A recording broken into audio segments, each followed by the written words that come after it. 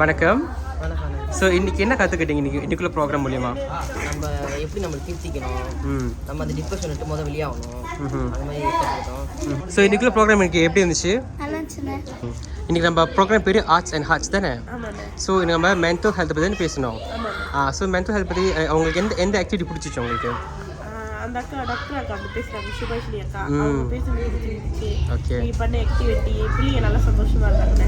இதே நீங்க இந்த மாதிரி நிறைய இடத்துக்கு போயிட்டு இந்த மாதிரி நடக்கணும், அதே மாதிரி பிள்ளைங்க எல்லாம் சந்தோஷமா இருக்கணும்.